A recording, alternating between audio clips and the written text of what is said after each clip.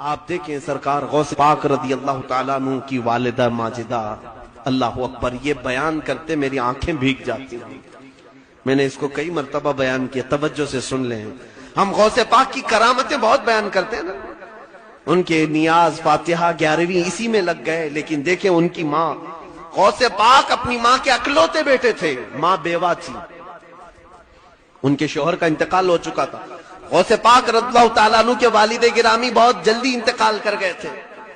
سیدنا غوث پاک عبد القادر جیلانی رضی اللہ تعالیٰ عنہ کی عمر ابھی بچپن کی ہے، تبھی ماں نے اپنے سے دور کر دیا، کہا بیٹا جاؤ بغداد پڑھنے کے لیے۔ جیلان ایران میں آتا ہے آج بھی۔ جیلان سے غوث پاک پیدل چلتے ہوئے بغداد گئے۔ یہاں ہمارے بچوں کو گھر سے مسجد نہیں بھیج رہے لوگ، اور وہ غوث پاک کی ماں تھی، جیلان سے بغداد بھیج دی، صبح سے شام کے لیے نہیں، کئی سالوں کے لیے بھیج دی۔ اکیلی رہ گئی گھر میں، بیوہ عورت، حضرت ام الخیر، ان کی تربت پر لاکھوں سلام۔ غوث پاک کی ماں کے نام سے میں نے ابھی ایک لڑکیوں کا مدرسہ قائم کیا ہے، جامعہ ام الخیر۔ ان کی ذات سے ہم بہت امپریس ہیں، دعا کریں اللہ اس میں بہت برکت عطا کرے۔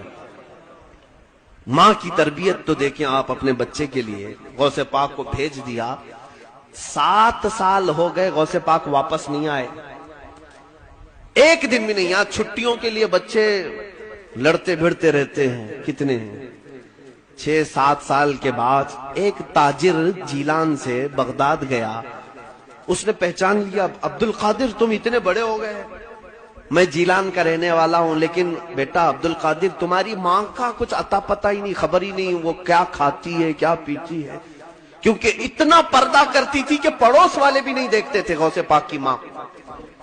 پتہ نہیں بیمار ہے کہ اچھی ہے صحت مند ہے، کچھ خبر نہیں۔ غوث پاک کو اب ماں کی یاد ستانے لگی، بے قرار ہو گئے کہ ایک بار میں اپنی ماں کو دیکھ کر کیا ہوں۔ پڑھنے کے زمانے کی بات ہے، غوث پاک رضی اللہ تعالیٰ عنہ کہتے ہیں اسی رات کو میں نے سامان سمیٹا اور نکل پڑا جیلان کے لیے۔ کئی دن کا سفر تھا یہ۔ جب جیلان پہنچے تو رات کا وقت تھا، اندھیرا چھایا ہوا تھا۔ غوث پاک فرماتے ہیں میں نے ٹٹولتے ٹٹولتے اپنے گھر کو جب پہنچا تو میرے دل کی دھڑکنیں بڑھ گئی۔ جو 7 سال کے بعد اپنے وطن میں آیا ہو، اس کو اپنے گاؤں میں پہنچنے کی خوشی کتنی ہوتی ہے۔ وہ اپنے گھر کو آئے، کہا ابھی دروازہ کھٹکھٹاؤں گا، ماں گلے سے لگائے گی، تھوڑی دیر محبت سے ماں کے ساتھ بیٹھوں گا، کتنے حسین لمحات ہوں گے۔ غوث پاک یہ دل میں خیالات لیے آئے اور دروازے کو دستک دیا، اندر سے آواز آئی، کون؟ ماں کی آواز تھی۔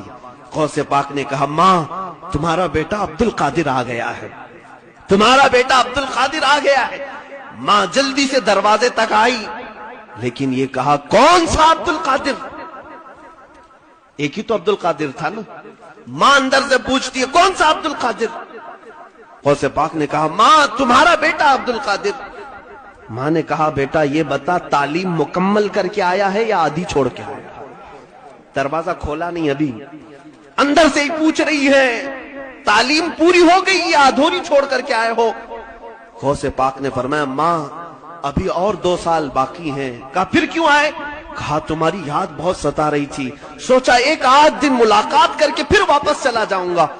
اے ماں کل ہی میں بغداد کے لیے نکل جاؤں گا، بس تم سے مل کر کے جانا چاہتا ہوں۔